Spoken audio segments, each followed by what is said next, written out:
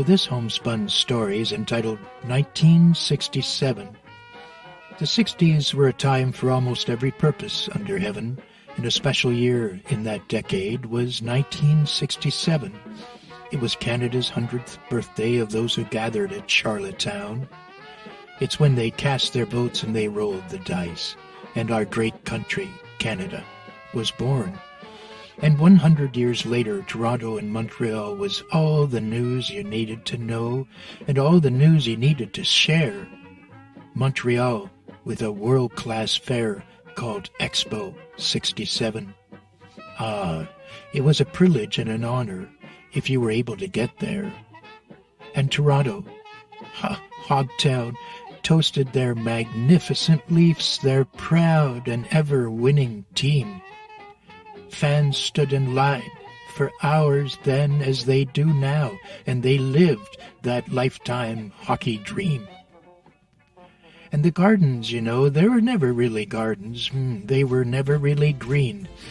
The gardens were hockey's hallowed throne when the Leafs brought good old Stanley home once again. And some of us were married and others were born that Centennial year. That 57 years ago seems but a moment now. Now that we see the Leafs are still trying to rebuild, and who knows what building they will be doing next. I had the opportunity to speak with Larry Hillman in the spring of 2017. He said he might remove his hex. If you're not familiar with this hex, you can get it online. It's true. I spoke with Larry and he said, you know, Tom, it's been 50 years. I just might remove my hex. But it'll have to be sometime after June the 23rd. That's the day the Leafs last won the Cup in 67. Fans continue to fill the stands, but the Great Cup continues to elude them and the team. Larry passed on to the Great Hockey League in the sky on May 31st, 2022. And prior to his death, Larry insisted that he'd lifted the hex. But that hex may have been more powerful than even he knew. The cup continues to stay beyond the reach and the abilities and the leadership of the Buds. Here are the names of the players on the 1967 Leafs winning team.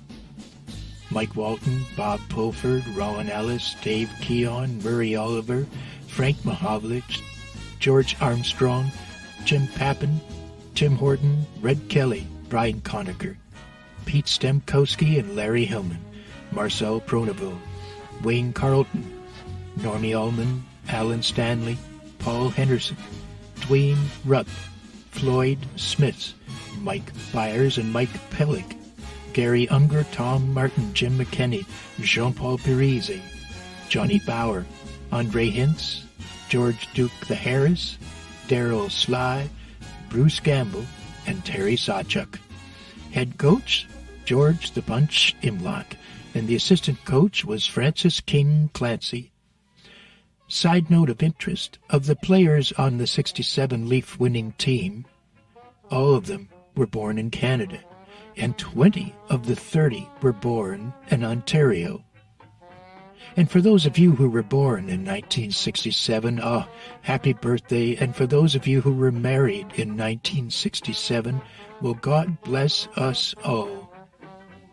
And now for the Columbo bit.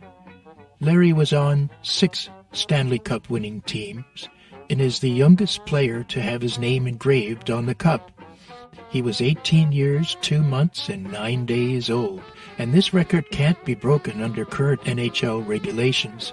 A player must be 18 years old by September 15th to be eligible to play in a rookie season. 1967 was written by Thomas J. Salter on the 28th of January, 2015. He was flying from Phoenix to Portland, Oregon. The 2 songs used in this story are the theme song from Hockey Night in Canada in 1968 and the theme song from Canada's Centennial 1967 called Canada, and it was performed by Jim McCard's Metro Stompers, the original.